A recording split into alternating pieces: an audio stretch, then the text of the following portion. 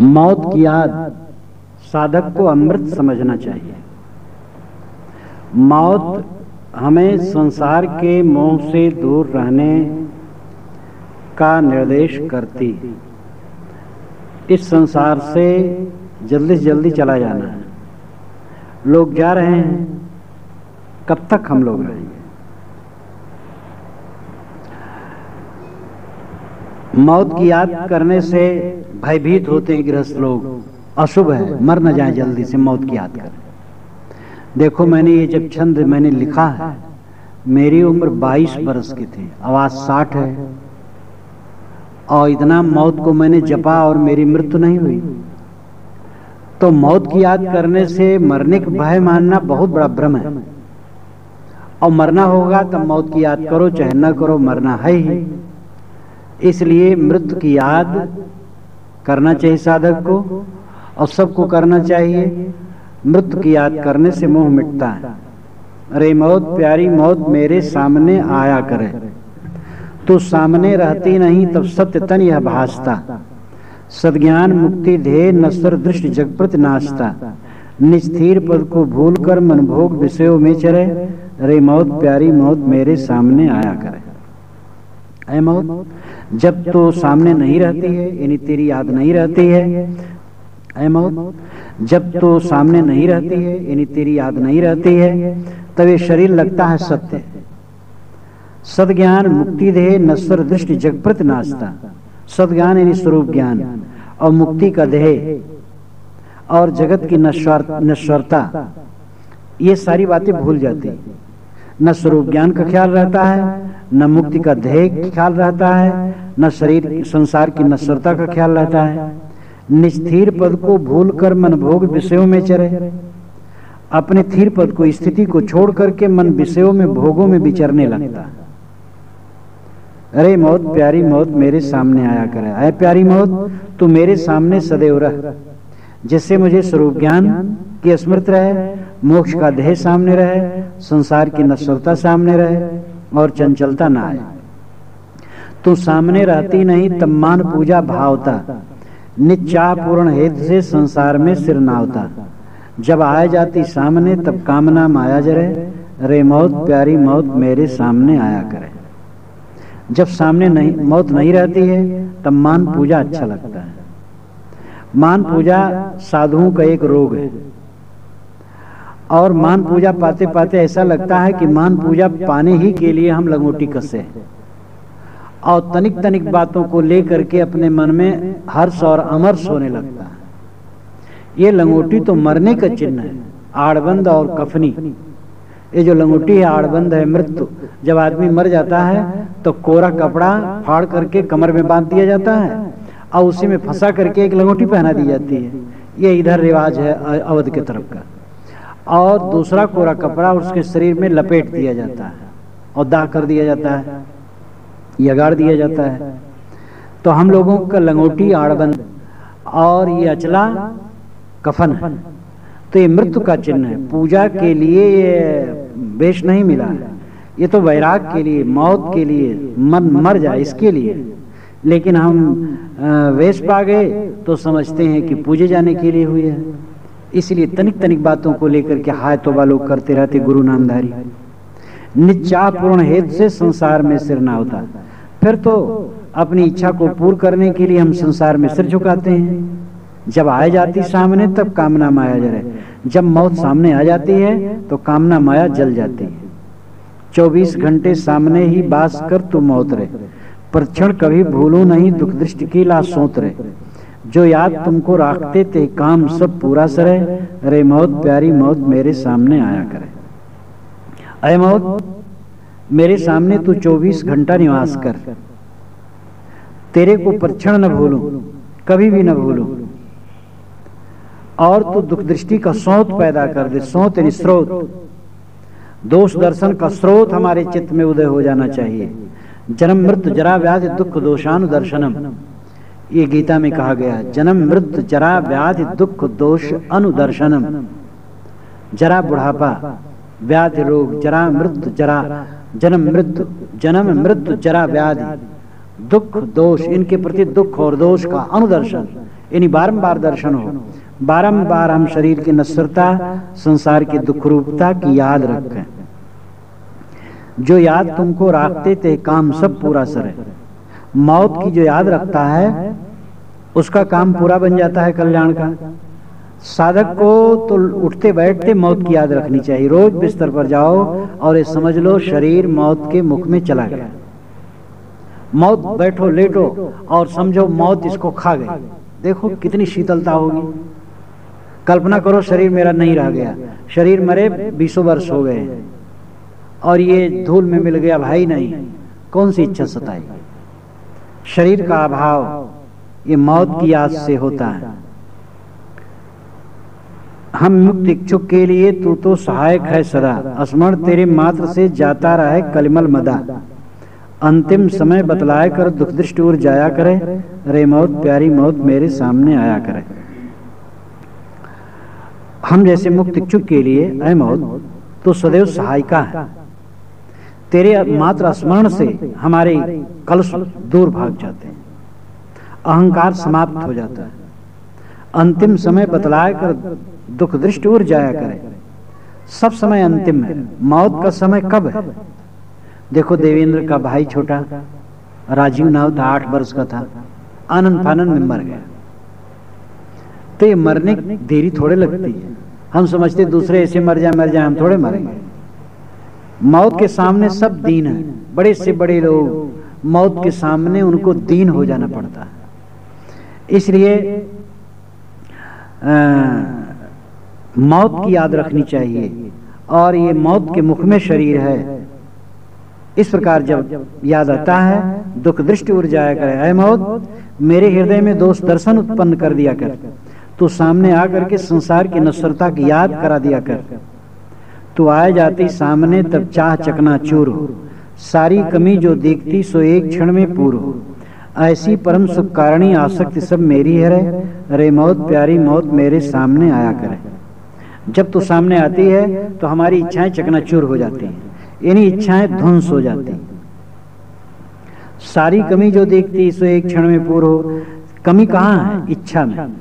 इच्छा रख करके किसी की कमी पूरी नहीं हो सकती है। और इच्छा की निवृत्त हो गई बस पूरा पूरा है। इच्छा ही नहीं, चाह नहीं जय पास में होए कौन अकाज। जब चाह ही पास में नहीं है तो क्या अकाज होगा? अकाज तब तक है जब तक चाहना है। चाहना है तो ये चीज नहीं मिली, वो चीज नहीं मिली, वो चीज नहीं मिली। मैंने रविवार को कहा नहीं था कि वो एक सज्जन तो बड़ा मारा मरस रहे हैं, क्या कहें। आज होली का दिन था, कोई एक छटाक भी हमारे ऊपर रंग नहीं डाल दिया। वो बड़ा अमरस उनको हुआ। वो निकले थे गांव में कि मेरे ऊपर भी कोई रंग डालेगा, पिचकारी मारेगा, और कोई नहीं डाला। तो बड़ा उनको अमरस हुआ कि मेरे ऊपर कोई रंग नहीं डाला। चाह करके आदमी कितना दीन है। कुछ न चाहे बस बादशाह, चाह नहीं जी पास में हुए कौन काज। और मोक्ष वही है, चाहना का त्याग, इच्छा का त्याग। जितना इच्छा त्याग दो मोक्ष। ऐसी परम सुख कारणी आसक्ति सब मेरी है। ऐ मौत तो ऐसी परम सुख कारणी है कि मेरी आसक्ति को तो दूर कर देती है। जब तू सामने आती है तो कोई आसक्ति नहीं रह जाती है। इसलिए रे मौत प्यारी मौत मेरे सामने आया करे। तू आए जाती सामने जगवासना तब छीड़ती, स्थिर वृत्त हो जाती तेरे बिना जो हीड़ती। तेरे बिना परलोभ दल पुन्याय कर मोसे लरे, रे मौत प्यारी मौत मेरे सामने आया करे। जब तू सामने आ जाती है तो सारी जगवासना छीण हो जाती। जगत की वासनाएं जो हमारे चित्त को निरंतर आंदोलित करती, मौत के आने पर कौन सी वासना रहेगी? स्थिर वृत्ति हो जाती तेरे बिना जो हीड़ती। जब तेरी याद नहीं रहती है तो हमारी वृत्ति हीड़ती रहती, हीड़ती नाम कुछ खोजती रहती। और जब तू आ जाती है सामने तो मेरी वृत्ति स्थिर हो जाती है। तेरे बिना परलोभ दल पुन्याय कर मोसे लरे। जब तू नहीं रहती सामने तो प्रलोभन के दल हमारे सामने आकर के हमसे लड़ते रहते हैं। इसलिए ऐ मौत तू मेरे सामने आया कर, मैं तेरी याद रखूं। धनराज विद्या बुद्धि यौवन रूप बहु प्रचार, ये स्वप्न सम्मोह को दिखे वैराग्य ही प्यार हो। तन आज ही छूट जाएगा तू पाठ सिखलाया करे, रे मौत प्यारी मौत मेरे सामने आया करे। धन, राज, विद्या, बुद्धि, जवानी, रूप, सौंदर्य, बहुत प्रचार प्रसार से शाखा की वृद्धि, ये सब हमें स्वप्न के समान दिखाई दे।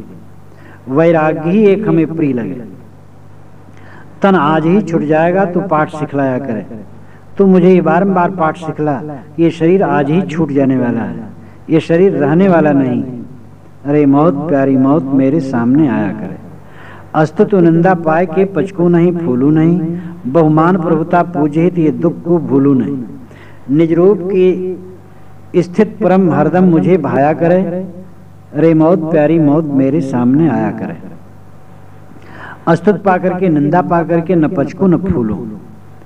मेरी निंदा करने वाले बहुत से लोग मर चुके हैं, और मेरी निंदा हो रही, जिस शरीर की निंदा हो रही है शरीर भी मर जाएगा। श्री विशाल साहब को मैंने देखा कि उनकी निंदा करने वाले बहुत से मर गए और श्री विशाल साहब का शरीर नहीं रह गया। क्या हुआ? जिनकी निंदा करो वे नहीं रह जाते हैं, जो निंदा करने वाले वे नहीं रह जाते हैं।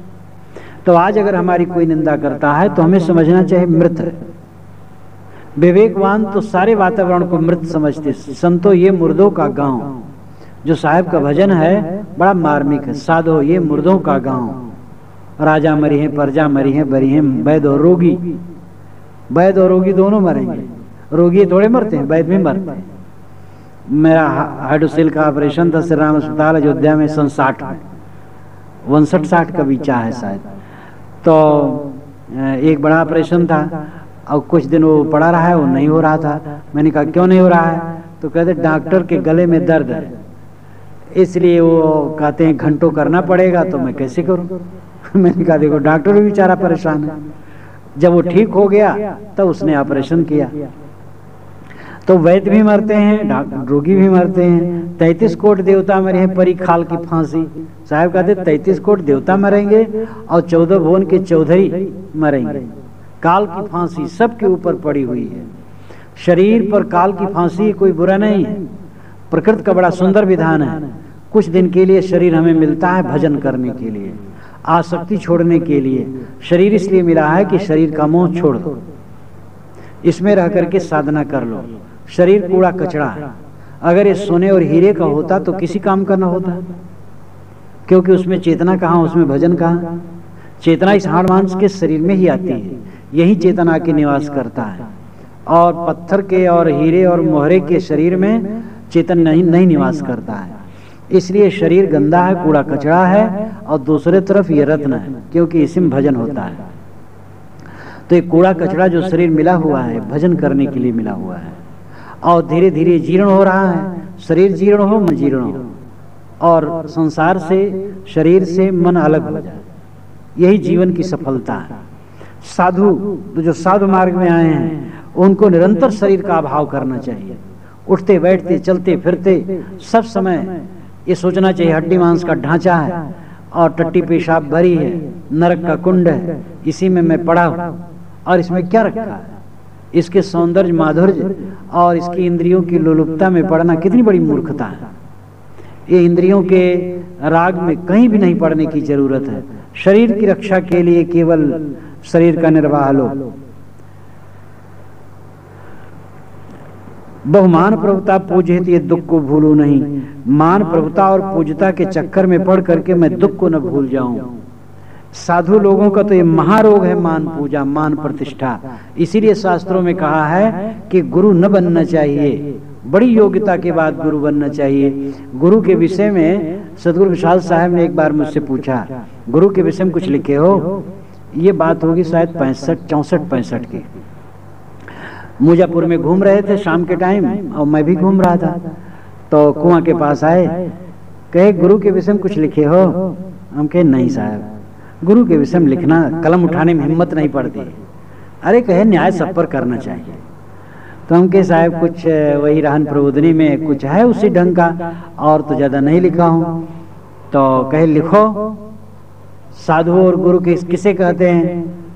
तो हम कहे साहब आप बता दीजिए।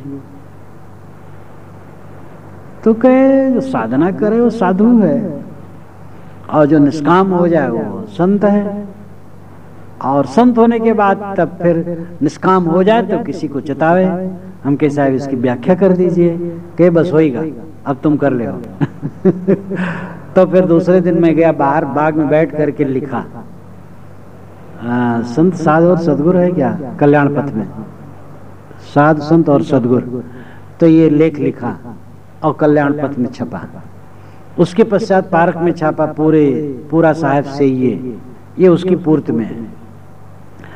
तो जिज्ञासा, मुमुक्षा, साधुत्व, संतत्व, गुरुत्व, ये 5 क्रम। जिज्ञासा, करोड़ों करोड़ों जीवों में किसी को जिज्ञासा होती है, मैं कौन हूं, जगत क्या है, मेरा कर्तव्य क्या है। करोड़ों जीवों में, बाकी सब कमाते खाते हैं और कुछ नहीं। जिज्ञासा होने के बाद कितनी जिज्ञासा मर जाती है। कुछ अपनी जिज्ञासा को लेकर के संतों के पास जाते हैं तो उनको ज्ञान होता है, तब मुमुक्षा होती है।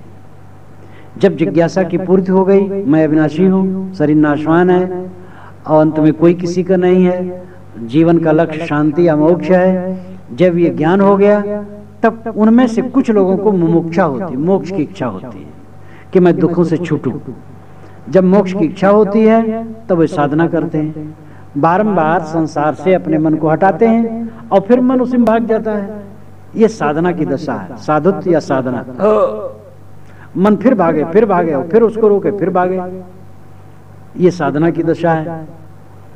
लेकिन ऐसे कितने लोग तो इसी में पड़े रह जाते हो। कुछ लोग इसमें खूब लग जाते हैं और एकदम वो पार कर ले जाते हैं, मन को ठहरा लेते हैं, मन को बस में कर लेते हैं। मन गंदी बात नहीं सोच पाता है, गंदी बात न सोचे, विवेक विचार की बात सोचे, ठीक है। निर्विकल्प समाधि तो कुछ समय के लिए होती है, संकल्प शांत तो कुछ समय के लिए होता है, और मन संकल्पहीन सदैव नहीं होगा। मन रहे, संकल्प हो, विवेक विचार का हो। मैंने उस दिन कहा नहीं था, कल्याण बहा और पाप बहा, 2 धाराएं हैं मन की। एक कल्याण की तरफ बहने वाली धारा है मन की, और एक पाप की तरफ बहने वाली। पाप की तरफ बहने वाली मतलब है राग द्वेष में बहना, और कल्याण की तरफ बहने वाली विवेक विचार की धारा। तो विवेक विचार की धारा में बहो, कल्याण की धारा में। तो इस प्रकार कोई संतत्व प्राप्त कर लेते, पूरी स्थिति, मन पर पूरा कंट्रोल।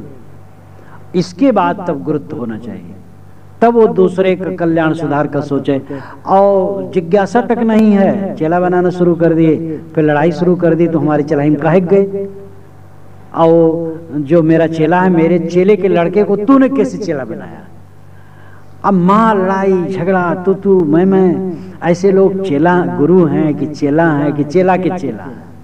कितने गुरु पहुंचे तो भाई अब तुम चेला बन जाओ, अब तुम दीक्षा ले लो। नहीं साहब आपकी 12 भी रहा दो, अभी नहीं साहब अभी नहीं। अरे नहीं कहाँ मान जाओ, आए नहीं हम, अब ले तो वही चेला है कि वही चेला है। एक गुरु महाराज चेला है, जो चेला के पीछे इस प्रकार परेशान है। एक गुरु तो चेला को समझा रहे थे, वो जिस वर्ष में घर छोड़ा था उसी वर्ष की बात है। तो गर्मी महीना रहे, बढ़ारा के पूरब तरफ एक बाग में बैठा हो, तो पेड़ कटे रहे, तो कटे रहे से पड़े रहे, तो एक पर में बैठा था। और वो गुरु महाराज एक को पीछे आए, चेलक लेके बैठे, रहा धियार, वो जाने नहीं। तो कहे वो आया था घर से भाग करके, कहे देखो तुम डरो मत, और तुम्हारे भाई आएंगे तो हम लाठी ले लेंगे, कौन होते हैं, हम तुम्हारी रक्षा करेंगे, और तुम घबराओ मत, और तुम हमारे पास रहो, और झोला हमारा झोला तुम पास में रखो, रुपए पैसा सब तुम्हारे पास रहेगा, खड़ाऊ तुम्हारे नहीं, तुम खड़ाऊ पहनो, हम फिर बनवा लेंगे, कोई बात नहीं। अब वो जो न वही किए, अब ध्यान मेरा क्या लगे, वो तो सुन रहा था वो सब, मुझे हंसी आ गई। तो ऐसे ऐसे भी गुरु होते हैं, तो क्या गुरु, तो ये सब दुर्दशा गुरुत्व की। साधक को चाहिए जितना संभव हो दूसरे से सेवा लेने की इच्छा न हो, मान सम्मान की इच्छा न हो, पूजापा की इच्छा न हो, प्रतिष्ठा की इच्छा न हो, किसी को शिष्य और बनाने की इच्छा न हो, चेला बनाने की इच्छा न हो। गुरुत्व में पढ़ना तो और अपना नरक करना है बिना वैराग्य ज्ञान की, बिना स्थिति के। इसलिए साधक को चाहिए निष्काम भाव से गुरु संतों के शरणों में पढ़ करके अपना कल्याण करे। अपना कल्याण करे बहुत हो गया, फिर दूसरे खो जाएगा जिनका होना होगा। लेकिन हम तो बस बेस हो गया और गुरु बन गए, महा अपने को सिद्ध मानने बैठते हैं। और कोई पूजा नहीं किया, कोई गृहस्थ बंदगी नहीं किया तो हम समझते हैं आज के बेस, आज का साधु, आज का ब्रह्मचारी, और पुराने पुराने भगत बंदगी करते तो कितने लोग खड़े रहते हैं। अरे भाई नए हो तुम भी बैठ जाओ, पुराने भगत तुम भी बैठ के बंदगी कर लो। नम्रता रखनी चाहिए। निश्चिंत निर्भय रूप अपना दुख सुखों से पार है, आभास मान प्रसार दृश्य विदेश व निस्सार है। ये स्मरण दो भांत के दिल बीच में भाया करें, रे मौत प्यारी मौत मेरे सामने आया करे। अपना स्वरूप निर्मल निर्भय निश्चिंत दुख सुखों से पार है, और आभास मान जितना दृश्य जगत है ये विदेश है और निस्सार है। शरीर विदेश है। एक सज्जन ने कहा महाराज आप फॉरेन नहीं जाते हैं? मैंने कहा अनाद काल से फॉरेन में हूँ। फॉरेन नाम विदेश, अनाद काल से विदेश में हूँ, अभी भी विदेश में हूँ, अब स्वदेश में रहने के लिए प्रयास कर रहा हूँ। तब फिर वो हंसने लगे, समझ गए, समझदार थे। तो ये विदेश, शरीर तो विदेश है, ये मकान विदेश है, ये सब तो विदेश है, विदेश में तो रह रहे हैं। स्वदेश तो स्वरूप है। जब हमारा मन अपने आप में शांत होता है, ये अपने स्वरूप विचारों में होता है, मैं शुद्ध चैतन्य हूँ, इस भावाकार वृत्ति में होता है, तब मानो हम स्वदेश में। आभास मान प्रसार दृश्य विदेश व निस्सार है। ये स्मरण दो भांत के दिल बीच में भाया करें, रे मौत प्यारी मौत मेरे सामने आया करे। तन मन जगत महिमा बढ़ाई स्वप्न सम प्रतीत हो, सब दुख में पहचान कर बस आप अपना मीत हो। शैया हमारी तू बिछा अंतिम यही सोना पड़े, फिर से विषय के भंवर में पड़ के नहीं रोना पड़े। इसमें अब की बात संशोधन ठीक से किया गया है। अब पूरक संशोधन तो करने कोई प्रसंग नहीं है। उस समय में जो भाषा थी, जिस ढंग से लिखा था वो ठीक है और सरल है और जिज्ञासुओं को समझने लायक है। लेकिन इसमें जो संशोधनी लगा उसको मैंने शोधा है। जो बहुत कड़ा था, कड़ा शब्द था, उसको नरम किया, मनोरम किया। अब जैसे यही है, आभास मान प्रसार दृश्य विदेश व निस्सार है, ये अभी का पंक्ति लिखी हुई है। ये परिमार्जित भी खूब है, तो अब ऐसे परिमार्जित करने में तो एकदम काय पलट हो जाएगा। तो जैसा है वैसा ठीक है। इसमें प्रसाद गुण है, एकदम ठीक से समझो। और पंक्ति पंक्ति में वैराग का भाव है। और ये सारे छंद मैं उसी ढंग से लिखा हूँ, एकदम मन ओतप्रोत उसमें रहता था। और कितने छंद मैं बना लेता था मन में और पाठ करता रहता था, तो महीनों के बाद लिखता था। ये मुझे याद है कि 6 महीने के बाद भी कुछ छंद में लिखा हूँ। लिखा तो अपने हाथ से हूँ, 6 महीने के बाद मन में मनन करता रहा था, 6 महीने के बाद लिखा। और कोई कोई तो बैठा और उसी समय लिखता गया। लेकिन ये सारे छंद चित्त के एकदम जैसे चित्त से रिस रिस करके आया हो, ऐसे ही है। इसलिए साधक मनन करे, मनन ध्यान पूर्वक, तो निश्चित है वैराग्य में सहायक होगा। अब की बार इसका आमूलचूल शोधन किया गया है। जहां ऐसा समझ में आया है ठीक किया गया है। 4-5 बार मैं इसको पढ़ा हूं, अंत में मैंने लिखा है। अब की बार इसका रूप अच्छा आएगा। तो तन मन जगत और महिमा और बड़ाई ये स्वप्न के समान हमें प्रतीत हो। सब दुख में जान करके बस अपना मीत स्वयं हो। ये समझ लो तुम्हारा मीत कोई नहीं है। साध गुरु तुम्हें तुम्हारे सच्चे मीत है जो रास्ता बताने वाले हैं, लेकिन अंत में रास्ता बता के वो रह जाएंगे, तुम्हारे में घुस नहीं पाएंगे। तुम्हें अपना उद्धार स्वयं करना पड़ेगा। सैया हमारी तू बिछा अंतिम यही सोना पड़े। ऐ मौत मेरी शैया बिछा दे और अंत में सोना पड़े, फिर से न सोना पड़े, फिर से विषय के भंवर में पड़ के नहीं रोना पड़े। इस विषय के भंवर में पड़ करके फिर रोना न पड़े। तो ये मृत्यु के विषय में ये पूरा छंद है। भाव ये है कि हमें मौत की याद करनी चाहिए। मौत की याद से सहज ही समाधि लग जाती है। ज्यादा से ज्यादा मनन हो अगर मौत का, तो मन बिल्कुल निर्मल होगा। शरीर का अभाव, शरीर को देखो ये पड़ा है और इसके छूटे 10 दिन हो गए, लोने पड़ गए, ये सड़ रहा है और बह रहा है। अपने शरीर को ऐसा देखो भावपूर्वक, देखो कहाँ राग रहे, कहाँ चंचलता रहेगी। शरीर जला दिया गया, राख हो गया है, गाड़ दिया गया है, मिट्टी हो गया है। शरीर की छूटे 50 वर्ष हो गए, 100 वर्ष हो गए, 1000 वर्ष हो गए। इस भाव में जाओ, देखोगे सब शून्य लगेगा और चित्त एकदम वैराग से भर जाएगा। वैराग्य ही वास्तव में समाधि, सोई अखंड समाधि जहाँ अखंड वैराग्य। बारंबार ये बात याद आती है। और वैराग्य की कसौटी सदगुरु ने दिया, श्री पूर्ण साहब ने, कि आशा तृष्णा न मिटी, मिटा न मन अनुराग, कलह कल्पना न गई, तब लग नहीं वैराग। जब तक विषयों की आशा और तृष्णा न मिटी और मन का अनुराग खिंचाव संसार की तरफ न मिटा, और आशा तृष्णा न मिटी और कलह कल्पना न मिटी, लड़ाई झगड़ा तू मैं बैर विरोध करना न मिटा, तब लग नहीं वैराग। राग द्वेष की पूर्ण समाप्ति, चित्त का विश्राम, ये वैराग का फल है।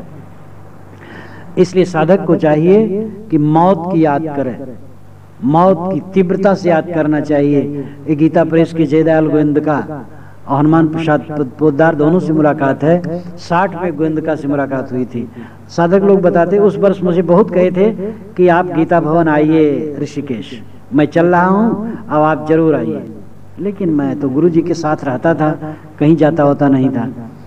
तो वह और सत्संगी बताते थे कि वह प्रवचन करते रहें और कहें उठो, तो उठे तो गंगा किनारे चले जाएं। वहाँ मैं देखता जानता हूँ गीता भवन भी हो, जहाँ वो पेड़ के नीचे का प्रवचन करते थे वहाँ भी, और उसी के नीचे एक बेल का पेड़ था उस समय, अब है कि नहीं, वो नदी के किनारे था, नदी में था। तो उसी के नीचे कहीं लेट जाओ, सब अपना भी लेट जाएं और धूल माटी अपने ऊपर भी डालें, कहीं सब डाल लो, सोचो मर गए। तो मण भावना का अभ्यास कराते थे, मण भावना, मर गए संसार से। भगवान के भक्त थे पक्के और ब्रह्म ज्ञान की तरफ उनकी ज्यादा रुचि थी। और हनुमान प्रसाद पोद्दार वो भी भगवान के भक्त थे, लेकिन वो राधा के प्रेमी हो गए थे, बड़े योग्य थे। परंतु गोविंदका जी का ब्रह्म ज्ञान पर ज्यादा उनकी रुचि थी। लेकिन दोनों गृहस्थ होते हुए बड़े अच्छे थे। तो मतलब है कि मृत्यु की भावना कराते रहते थे। तो वैराग का भाव सदगुरु कबीर की वाणी में तो भारी हुई है, कुछ बाकी नहीं है सदगुरु कबीर की वाणी में न हो। जितनी विधाएं हैं साधना की और जितने ज्ञान विज्ञान की बातें अध्यात्म के क्षेत्र के साहिब की वाणी में भरी हुई है। इसलिए उसका मनन चिंतन करना चाहिए। साधक जितनी मौत की याद कर सके उसका मन निर्मल होगा और समाधि में लीन होगा।